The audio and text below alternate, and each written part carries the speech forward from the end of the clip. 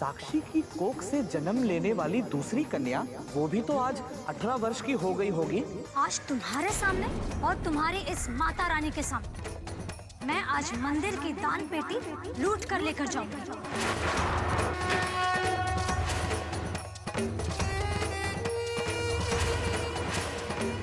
विष्णु, जा अपने भगवान के पास। अगर तुम भगवान विष्णु की पूजा करना चाहते हो तो मेरी तरह छुप छुप कर करो। नहीं माते, मैं तो सबके सामने भगवान विष्णु की भक्ति करूं।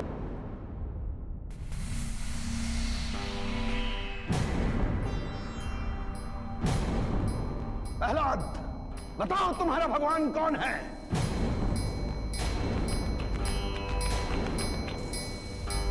श्री हरि।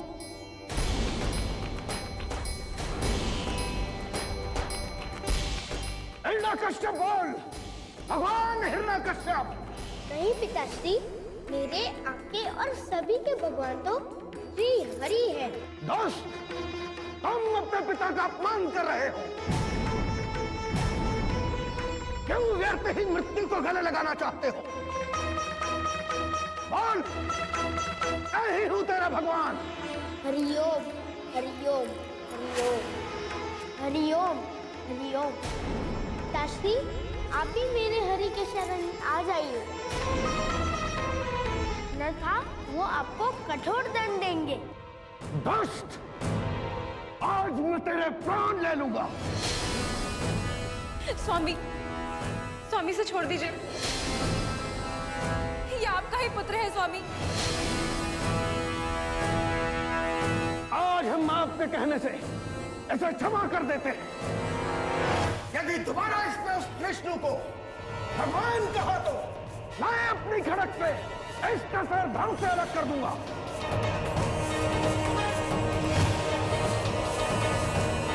और अब इसे ऐसे गुरु के पास भेजना होगा जो इसे यह समझा सके कि अब इस संसार के भगवान हम ही हैं, केवल हम ही हैं।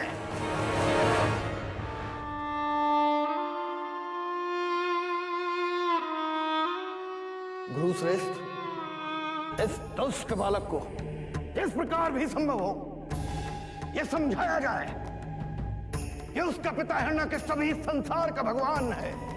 जैसा आप कहे महाराज। पुत्र, यहां आओ।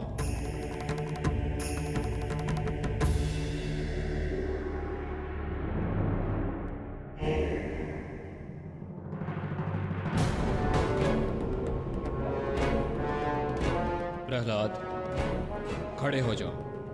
जी गुरुदेव। मैं जो बोलूंगा उसे दोहराओ। जी गुरुदेव। बोलो। असुर राज हिरण्यकश्यप इस जगत के स्वामी हैं, सबके भगवान हैं। गुरुदेव, मैं आपकी आज्ञा की अवज्ञा नहीं करना चाहता, परंतु इस जगत के स्वामी तो नारायण है, वही हम सबके भगवान हैं, वही जीवन देने वाले और जीवन को हरने वाले हैं गुरुदेव। जड़ अचर, जड़ चेतन, हर स्थान में वही नारायण व्यक्त है गुरुदेव। हरिओम हरिओम हरिओम हरिओम हरिओम हरिओम। बस बस,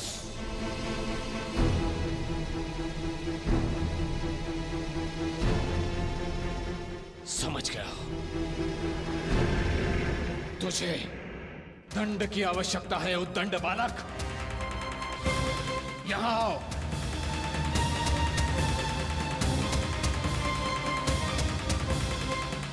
हाथ आगे करो। हरिओम हरिओम हरिओम हरिओम हरिओम हरिओम। हरिओम नहीं, हिरण्यकश्यप बोल। जब तक तू हिरण्यकश्यप का भगवान नहीं मानेगा तब तक तुझे दंड मिलता रहेगा। प्रहलाद हिरण्यकश्यप को भगवान मानने को तैयार नहीं था और ये बात गुरु को चिंता में डाल रही थी, क्योंकि अब दूसरे शिष्य भी प्रहलाद की भक्ति से आकर्षित होने लगे थे। मेरे साथ सब दोहराएंगे, बोलो असुरराज हिरण्यकश्यप की जय हो। असुरराज हिरण्यकश्यप की जय। वो सबके भगवान हैं। हरि हम सबके भगवान हैं। किसने कहा हरि? मैंने गुरुदेव। प्रहलाद के अलावा किसने कहा?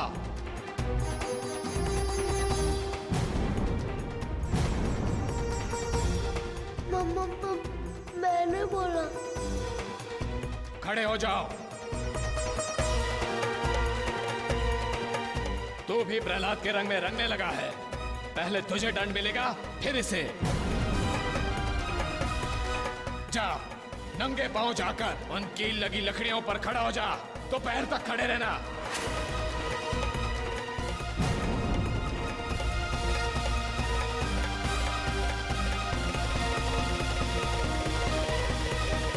क्षमा कर दो गुरुदेव, मेरे मुख से भूलवश निकल गया था। अच्छी बात है। दोबारा ऐसी भूल हुई तो मुझसे दया की अपेक्षा मत करना। जी गुरुदेव। बैठ जाओ। प्रहलाद, जी गुरुदेव। वो लकड़ियों पर लगी हुई कीलें देख रहे हो? देख रहा हूँ गुरुदेव। उन नुकीली कीलों पर जो भी पांव रखता है, वो कीलें उसके पांव में धंस जाती है। अब बताओ, तुम्हारे मुख से भूलवश हरि निकल गया था? नहीं गुरुदेव, हरि ही हम सब के भगवान है। वही इस जीवन के पालनहार है गुरुदेव। तुझे दंड का भय नहीं लग रहा है? नहीं गुरुदेव, हरि सभी भय को दूर करने वाले हैं और अपने श्री भक्तों की रक्षा करने वाले हैं गुरुदेव। मैं भी देखता हूँ तेरे हरि कैसे तेरी रक्षा करते हैं। जाओ, उस लकड़ी पर नंगे पांव खड़ा हो जा और दोपहर तक खड़े रहना। जी गुरुदेव।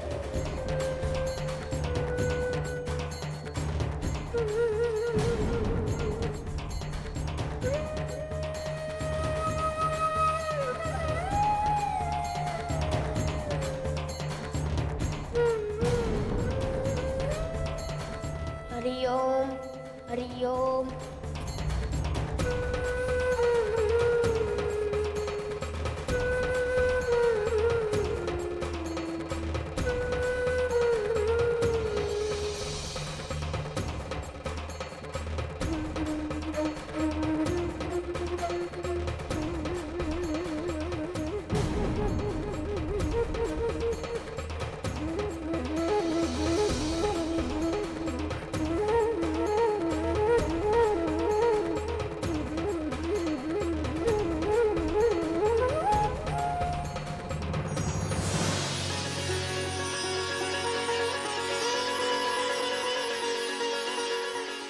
प्रहलाद, मैं तुम्हारी भक्ति से अति प्रसन्न हुआ।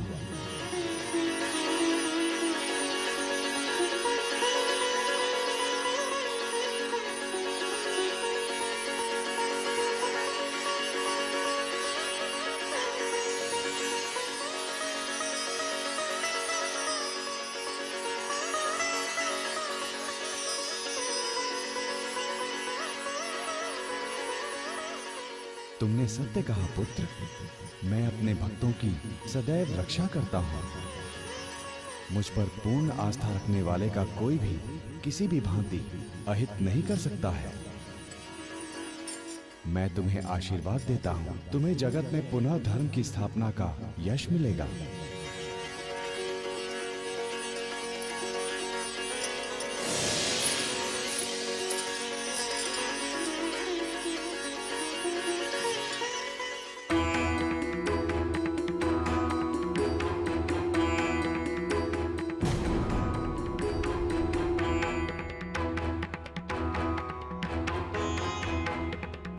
प्रहलाद, ये सब चमत्कार कैसे हुआ? गुरुजी, भगवान विष्णु प्रकट हुए थे। उन्होंने मुझे इस कष्ट से मुक्ति दी। क्या? गुरुदेव, इसका अर्थ ये हुआ कि प्रहलाद सच कहता था कि विष्णु ही हमारे सारे जगत के भगवान है और भक्तों का रक्षा करते हैं। शांत रहो। हार मानकर गुरु प्रहलाद को वापस महल छोड़ने आ गए। महाराज की जय हो। महाराज, ये दोनों छुप छुप कर विष्णु की पूजा कर रहे थे। डाल दो इन्हें कारागार में।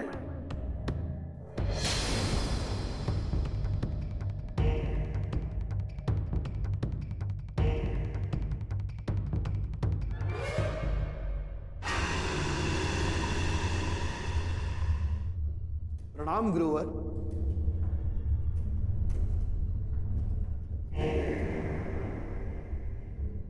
प्रणाम पिताश्री। आयुष्मान भव पुत्र। तो गुरुश्रेष्ठ ने तुम्हें यह सिखा ही दिया कि इस जगत का भगवान तुम्हारा पिता हिरण्यकश्यप ही है।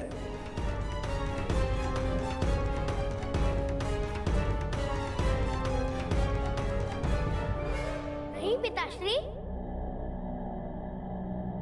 इस जगत के भगवान तो श्री हरि विष्णु ही है।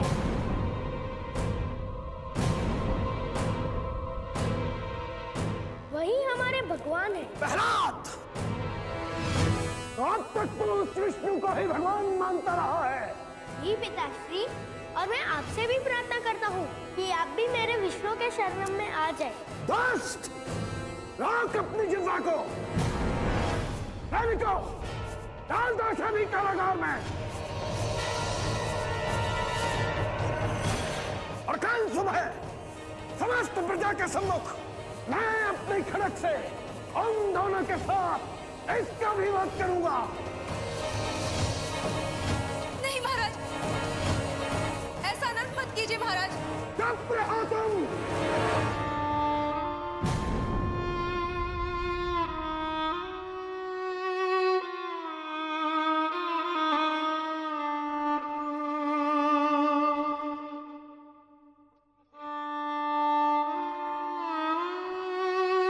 स्वामी,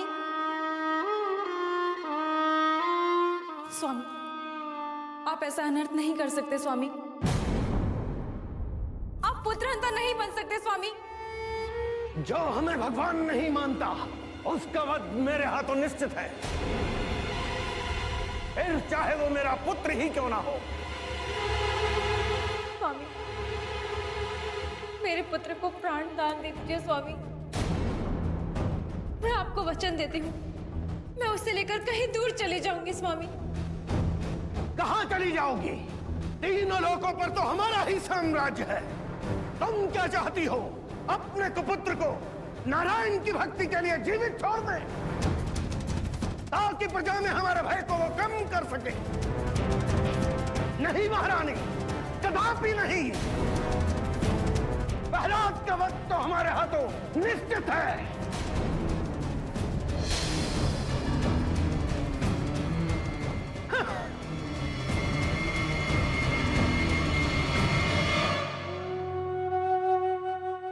नारायण, मेरे पुत्र की रक्षा करो नारायण, मेरे पुत्र की रक्षा कीजिए हे हरि, मेरे पुत्र की रक्षा करो हरि। हरिओम हरिओम हरिओम।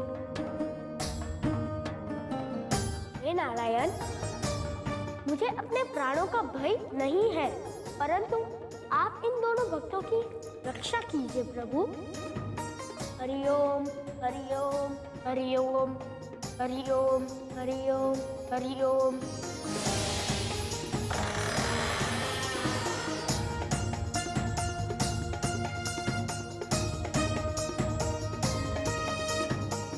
नारायण नारायण, ये तो चमत्कार हो गया। भक्त प्रहलाद, मैं तुम्हारे बंधन खोल देता हूँ। हम तीनों यहाँ से भाग चलते हैं। नहीं मित्र, नारायण ने मेरे बंधन नहीं खोले। इसका अर्थ ये हुआ कि नारायण की यही इच्छा है कि मैं यही रहूं। आप दोनों चले जाएं, आपको नारायण की सौगंध।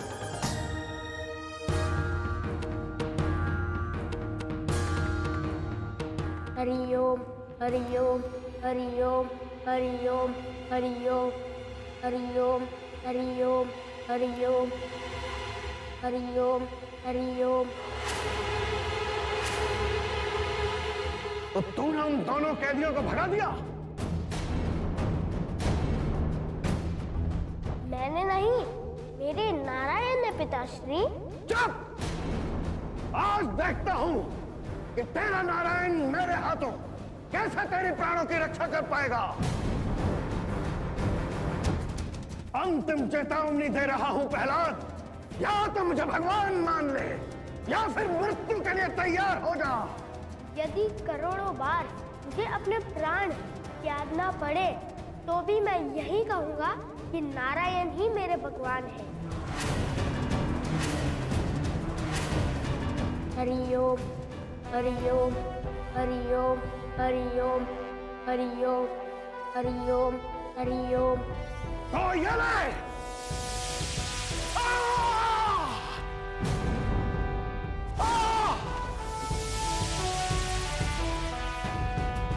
सैनिकों, जाओ और सबसे घातक विष लेकर आओ। जी महाराज।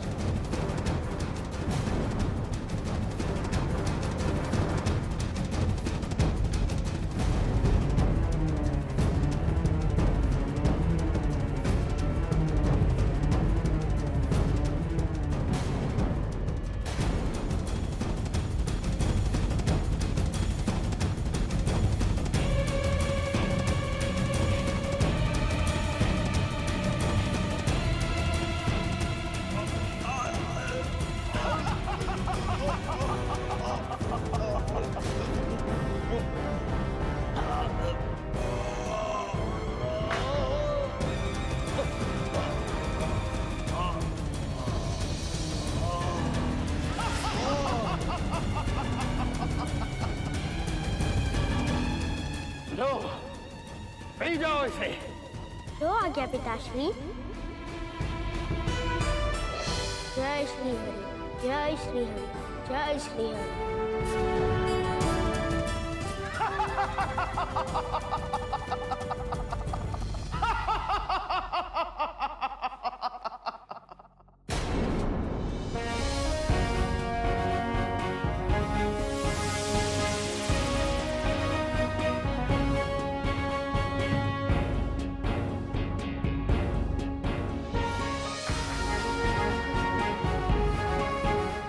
जय श्री।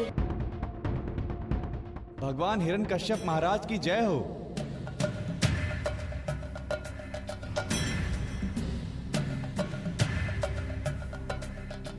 भगवान, पूरी प्रजा नारायण की पूजा करने लगी है। प्रजा में दंड का भय बिल्कुल ही समाप्त हो चुका है प्रभु। प्रजा कहती है कि सबसे पहले महाराज के पुत्र को दंड दो, फिर हमें देना। समझ नहीं आता कैसे अंत करूं इस प्रहलाद का। कैसे? प्रिय प्रणाम।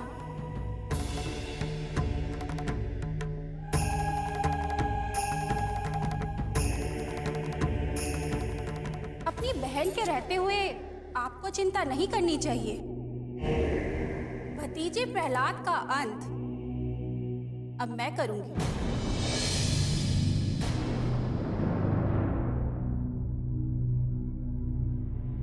कैसे बहन होलिका, कैसे? भैया, मेरे पास एक चमत्कारी चादर है जिसे ओढ़कर मैं अग्नि स्नान करती हूँ, और उस चादर के कारण अग्नि मुझे जला नहीं पाती है। मैं आज रात को प्रहलाद को लेकर अग्नि में बैठ जाऊंगी, और जिसके कारण मुझे तो कुछ नहीं होगा, परंतु प्रहलाद जलकर भस्म हो जाएगा।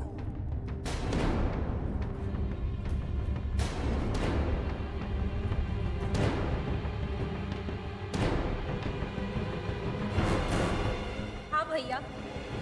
धन्यवाद बहन होलिका, तुमने हमारा ये कार्य भी बहुत सरल कर दिया।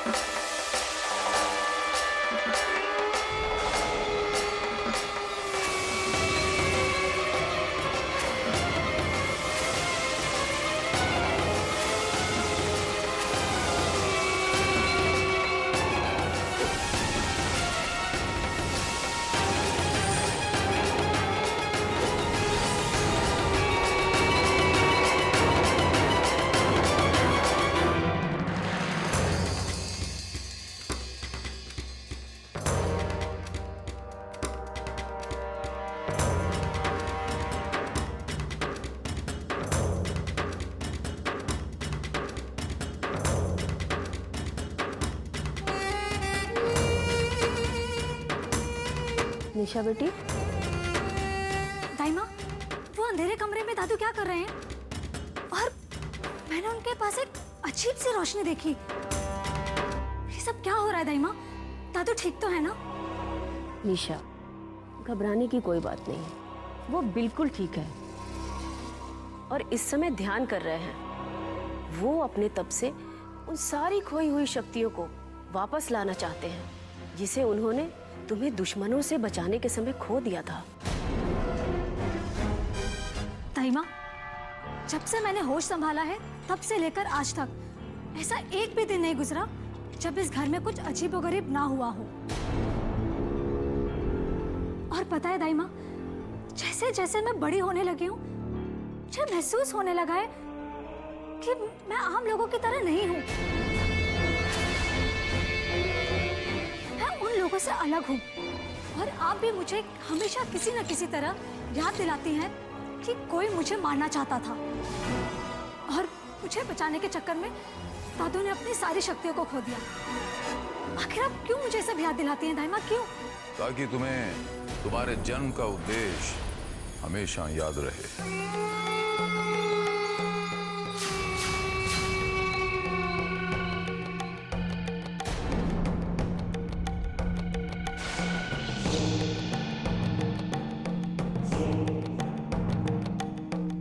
हमेशा जीता रहेगा मेरा बच्चा। दादू, आखिर क्या है मेरे जन्म का उद्देश्य? क्यों आज तक आपने मुझे उस उद्देश्य के बारे में कुछ नहीं बताया? मैं भली भांति जानता हूं मेरा बच्चा कि आपके मन में बहुत सारे सवाल गोते खा रहे हैं। सही समय आता है तब सवालों का जवाब मिलता है। आओ मेरा बच्चा, भोजन ग्रहण करते हैं। आओ निशा, मैं खाना लगाती हूँ।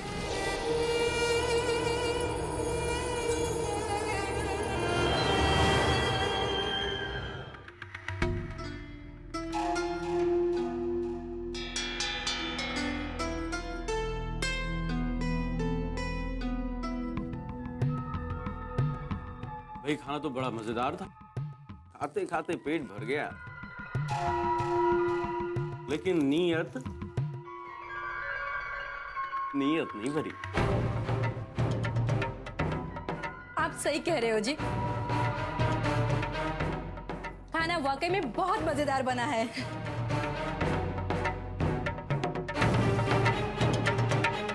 चलो भाई, खाना तो हो गया। राधे राधे।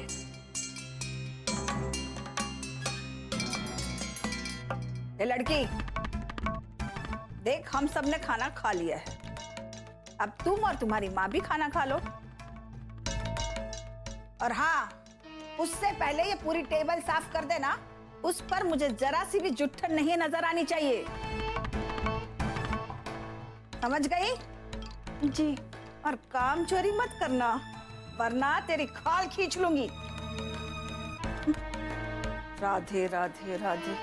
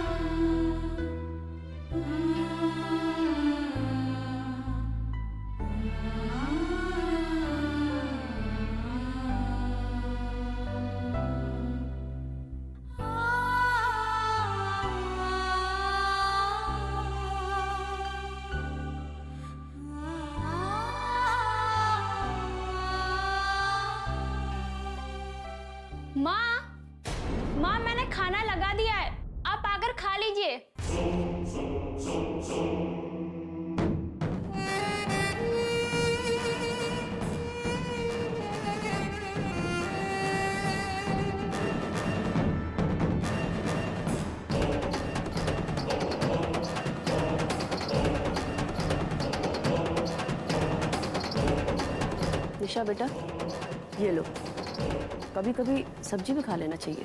ये सब भी कोई खाने की चीज है? घास फूस। आप तो जानती है ना कि ये सब मेरे गले भी नहीं उतरता, और मुझे तो सिर्फ नॉनवेज पसंद है। मटन, चिकन, मच्छी, यही खाने में तो असली मजा है दाई माँ। ठीक है मेरा बच्चा, नॉनवेज खाना अच्छा लगता है, खाइए, पेट भर के नहीं, नीयत भर के खाइए। कुटीरा और थोड़ी चिकन डालिए हमारी बच्ची की प्लेट में।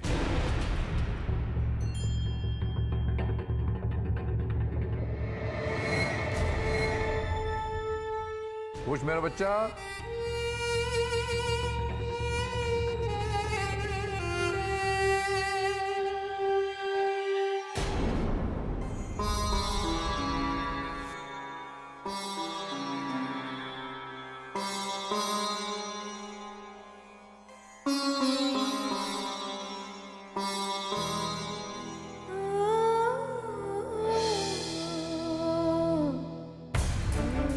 अरे आशा, तू खड़ी क्यों है? चल जाकर अपनी प्लेट लेकर आ, साथ में खाएंगे। नहीं माँ, आप खा लीजिए, मुझे अभी भूख नहीं है। मुझे भूख लगेगी तो मैं बाद में खा लूंगी।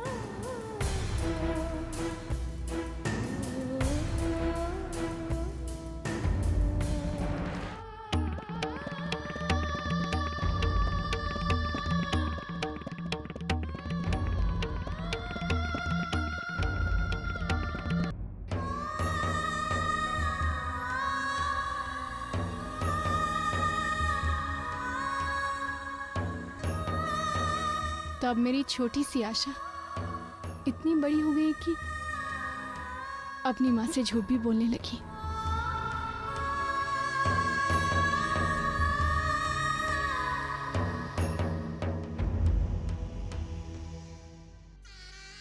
बेटा, मुझे माफ कर दे। तेरी ये माँ अपनी माँ होने का फर्ज भी निभा नहीं सकी, यहाँ तक कि तुझे 2 वक्त की रोटी भी नहीं खिला सकी मैं। नहीं माँ, आप ऐसा क्यों कह रही है? आप तो दुनिया की सबसे अच्छी और प्यारी माँ है। आपसे ज्यादा प्यार और खुशियाँ मुझे इस जीवन में और कोई नहीं दे सकता था। और वैसे भी माँ, आपके होते हुए और माता रानी के होते हुए कोई भी दुख, कोई भी परेशानी मुझे छू भी नहीं सकती माँ।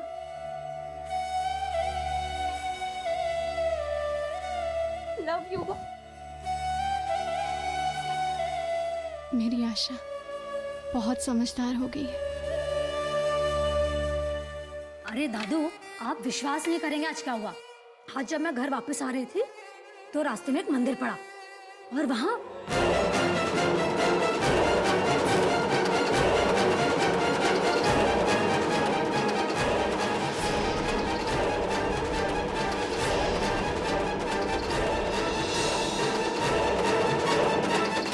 वो तो मुझे मना करता रहा, लेकिन मैं थोड़ी सुनने वाली थी। देखा गुड़ीला, साबित हो गया आज कि हमारी पोती के सामने, हमारी बेटी के सामने कोई नहीं टिक सकता पूरी दुनिया में। और वो पंडित का बच्चा हमारी पोती को माता रानी के नाम की दुहाई दे रहा था। उस पंडित के बच्चे को सबक सिखाकर आपने बहुत अच्छा किया। आज के बाद उसे भी यकीन हो जाएगा कि माता रानी नाम की कोई चीज ही नहीं है। उस मंदिर से उस पंडित की आंखों के सामने दान पेटी लूटकर जो माता रानी की आस्था और विश्वास के नाम का थप्पड़ मारा है उस पंडित को, आहा हा, मेरी नजरों में आपकी इज्जत और बढ़ गई है मेरा। मुझे ये बताओ कि वो जो पैसे लूटे हैं उस मंदिर से, वो कहाँ हैं आपके पास? अभी लाई दद्दू।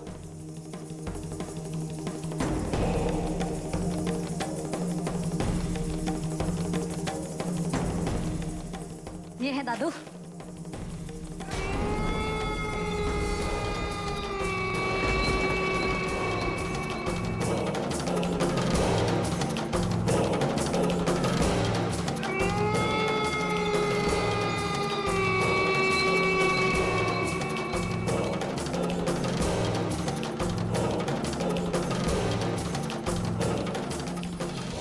कुटिला, कितना अच्छा काम किया है आज हमारी बच्ची ने।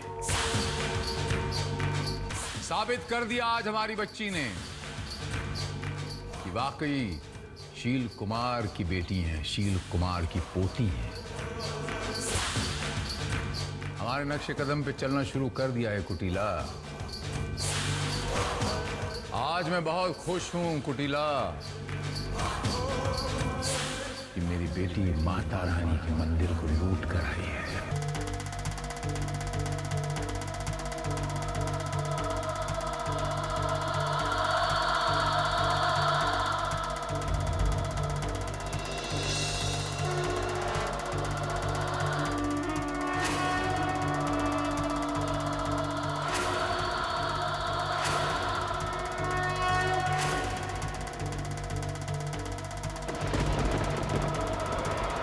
विधि अनुसार जब भी शील कुमार आपके पास आया मां,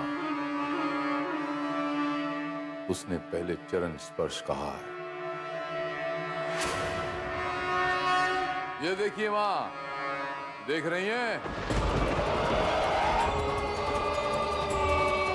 ये है शील कुमार की निशानी, जिसने भले ही साक्षी की कोख से जन्म लिया है, लेकिन वो सिर्फ और सिर्फ शैतान का अंश। उसके दिलो दिमाग में आपके लिए कोई आस्था, कोई विश्वास नहीं है। वो सिर्फ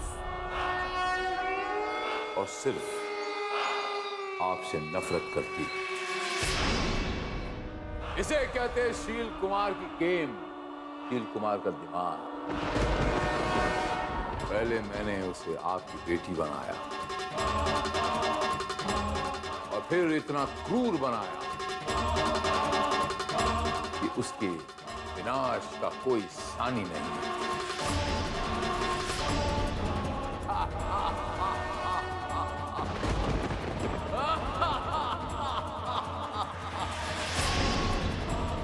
इतना क्रूर बनाया कि उसके विनाश का कोई सानी नहीं है।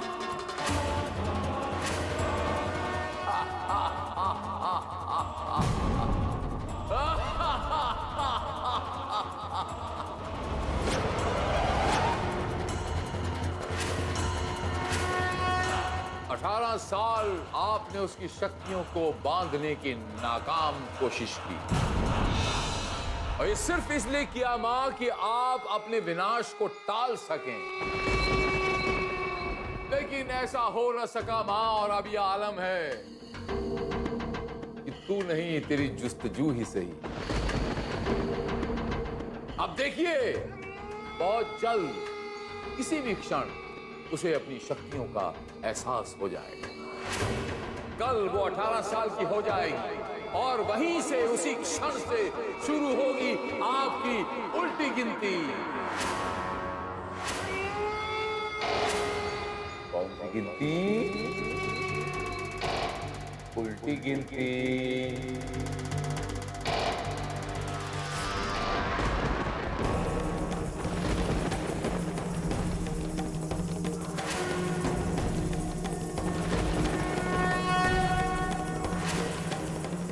उसी घड़ी शुरू हो जाएगी आपकी उल्टी गिनती, उल्टी गिनती।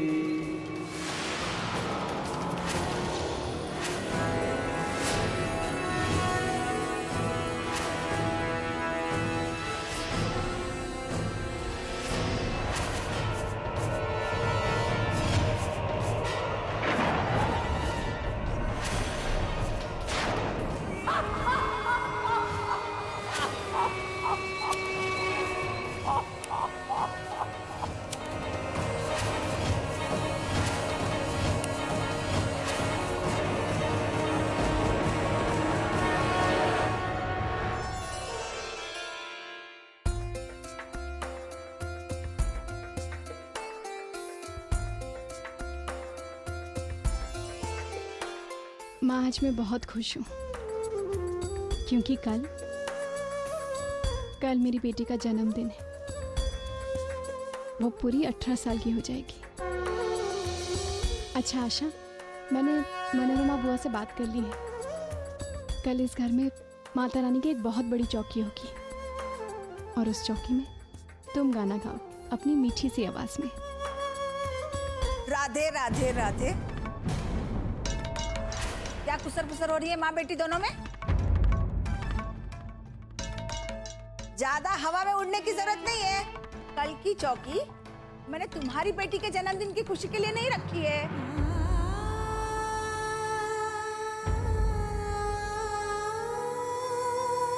दोनों माँ बेटी जरा जमीन पर आओ, जमीन पर।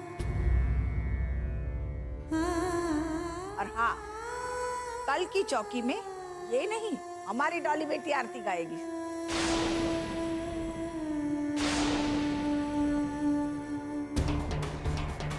बुआ जी प्लीज ऐसा मत कीजिए। कल तो इसका जन्मदिन है ना। बुआ जी ये अपने हर जन्मदिन में माता रानी की आरती और उनकी आराधना करती है, इसलिए बुआ जी इस साल भी गाना इसे गाने दीजिए ना प्लीज बुआ जी। नहीं, मैं कुछ सुनना नहीं चाहती।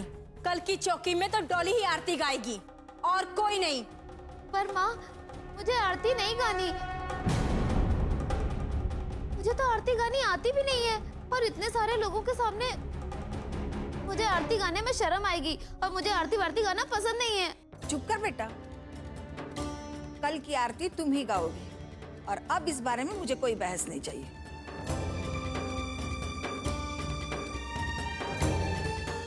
जाओ ऊपर जाओ।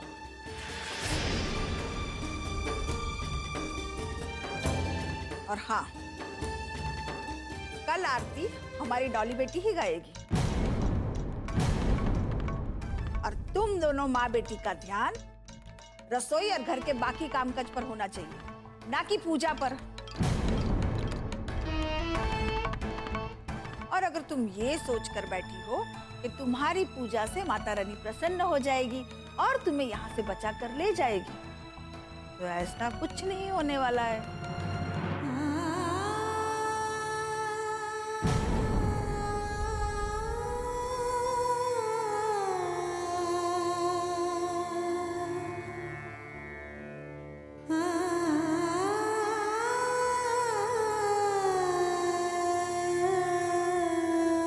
माँ, आप इतनी सी छोटी बात को लेकर इतना परेशान क्यों हो रही है? तो क्या हुआ, मैं कल शाम की आरती नहीं गा पाऊंगी तो? हम दोनों मिलकर कल सुबह की आरती करेंगे। देखना, माता रानी हमारी प्रार्थना जरूर सुनेगी। और वैसे भी माता रानी तो अपने भक्तों के भाव देखती है ना, समय को नहीं।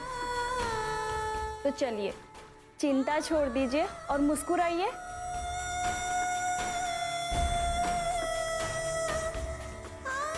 आपकी बेटी को माँ का आशीर्वाद जरूर मिलेगा।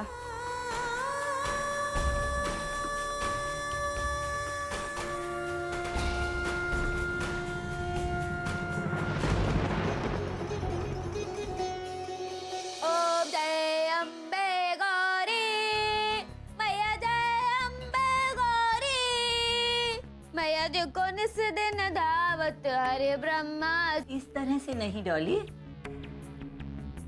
थोड़ा ध्यान दो। स्वर कानों को मीठा लगना चाहिए, तीर की तरह नहीं। चलो फिर से गाओ। ओम जय अम्बे गौरी, मैया जय अम्बे गौरी। ये क्या कर रही हो डॉली, थोड़ा ध्यान से गाओ ना। देखो इस तरह गाओ। ओम जय अम्बे गौरी, मैया जय श्यामा गौरी, तुमको निश दिन ध्यावत हरि ब्रह्मा शिव जी। ओम जय अम्बे गौरी। गाओ बेटा। ओम जय अम्बे गौरी, मैया जय अम्बे गौरी। ये क्या कर रही हो डॉली?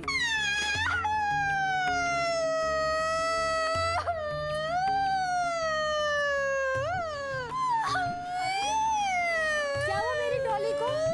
तुम टीचर जी है ना तुम्हें बहुत अच्छे से आरती गाना सिखा देंगी, ताकि आज की चौकी के बाद सब तुम्हारी तारीफ करेंगे, उस आशा की नहीं। टीचर जी, डॉली को जरा प्यार से सिखाइए ना।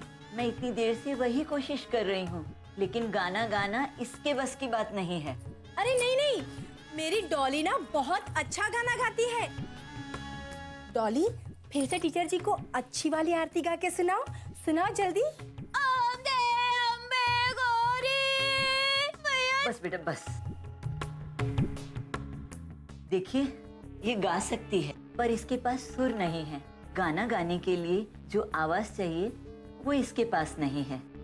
उसके लिए तो सालों के अभ्यास की जरूरत है। ये तो भगवान की देन होती है। जिसका मन सच्चा होता है, सरस्वती उसी के कंठ में वास करती है। तू ही आदि है, सृष्टि का सार है, सत्य में तू, तथ्य में तू, तुझसे संसार है। तू ही आदि है, तू अनादि है, सृष्टि का सार है, सत्य में तू, तथ्य में तू, तुझसे संसार है। आसमां में बादल जैसे, आंखों में काजल जैसे, होठों पे सजता है एक ही नाम, तेरी मेहर से ओह, कितनी मधुर स्वर और ऐसी मीठी आवाज, इसे कहते हैं भगवान की देन। ऐसा लगता है मानो मैं साक्षात किसी मंदिर में पहुंच गई हूँ। कौन गा रहा है ये?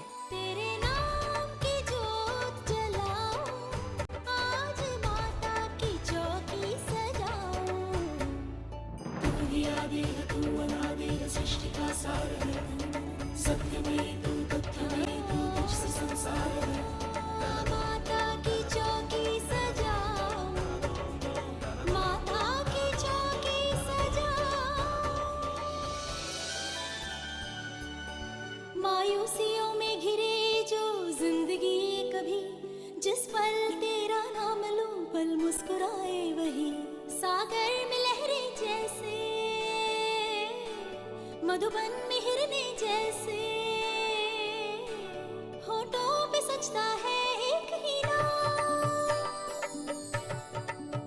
आसमां में बादल जैसे, आंखों में काजल जैसे, होठों पे सजता है एक ही नाम, तेरी मेहर से माता रोशन सवेरा आए, धुनी तेरी जलाए मेरी शाम। तू ही आदि है, तू अनादि है, सृष्टि का सार है, सत्य में तू, तथ्य में तू, तुझसे संसार है। तेरे नाम की जोत जलाऊं, आज माता की चौकी सजाऊं। तू ही आदि है, तू अनादि है, सृष्टि का सार है, सत्य में तू, तथ्य में तू, तुझसे संसार है। माता की चौकी सजाऊं, माता की चौकी सजाऊं।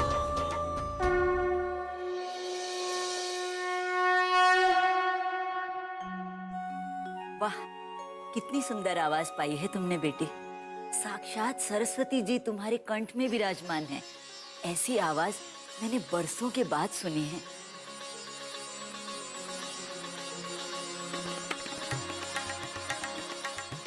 कितने मन से गा रही थी तुम भजन।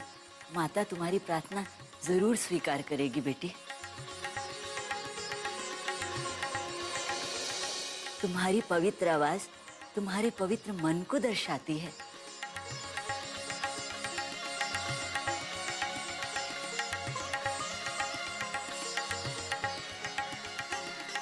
ये लीजिए, मुंह मीठा कीजिए।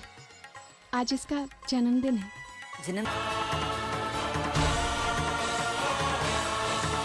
और टीचर जी,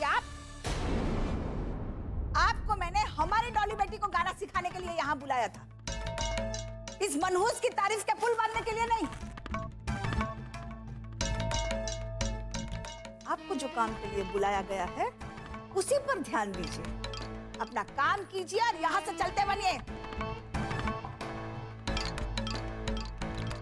और तुम दोनों माँ बेटी तो यही चाहती हो ना कि मेरी डॉली बेटी की सबके सामने बेइज्जती हो, ताकि हमारा सर नीचा हो जाए।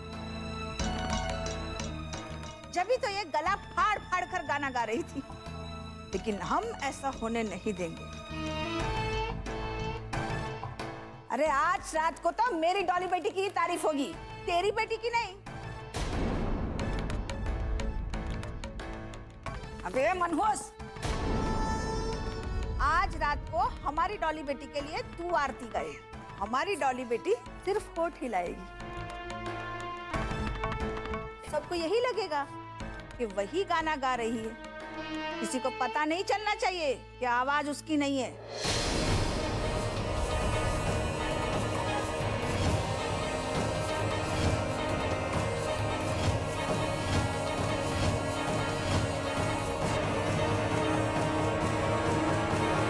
और हाँ, तुम दोनों माँ बेटी किसी के भी सामने आने की कोशिश मत करना, वरना तुम्हारी खैर नहीं।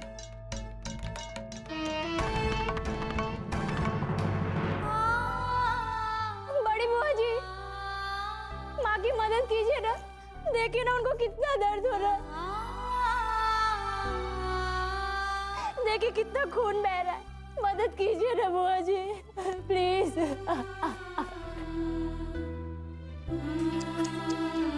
राधे राधे राधे। तू चाहती है कि हम तुम्हारी मदद करें, हाँ मनहूस? तो तुम्हें मुझसे एक वादा करना होगा। आज रात को हमारी डॉली बेटी के लिए तुम आरती गाओगी। आप जैसा कहेंगे मैं सब कुछ करने को तैयार हूँ। माँ को दवाई दे दीजिए आप प्लीज।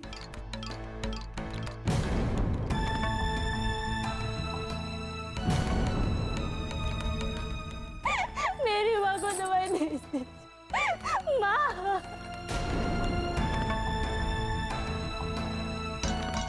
ठीक है, अपनी माँ को वहां लेटा दे और वहां दवा पड़ी होगी उसे लगा दे।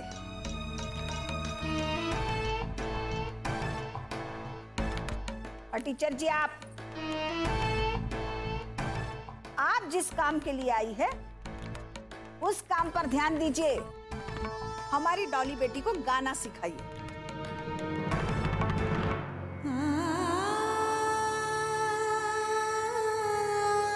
डॉली बेटा, जाकर गाने का रियाज करो। जी दादी। जाओ बेटा, जाइए, चलिए।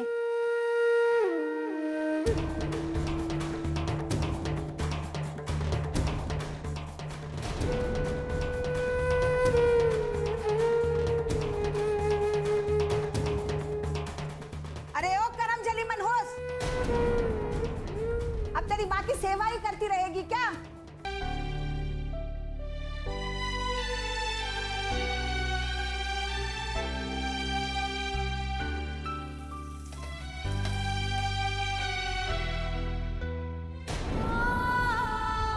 हे माता रानी, मेरी माँ को गहरी चोट लगी है।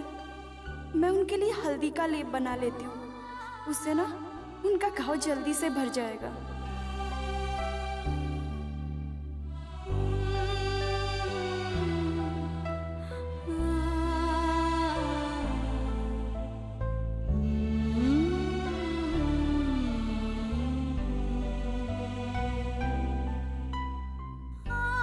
माँ यहाँ आराम भी नहीं कर पाएंगी। पहले मैं उन्हें उनके कमरे में ले जाती हूँ और वहीं मैं उन्हें ये लेप लगा दूंगी।